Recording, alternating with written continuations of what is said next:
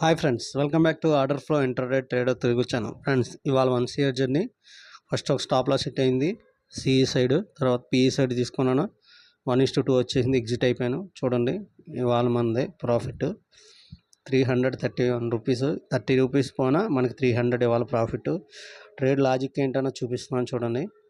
చూడండి ఇవ్వండి ఇక్కడ.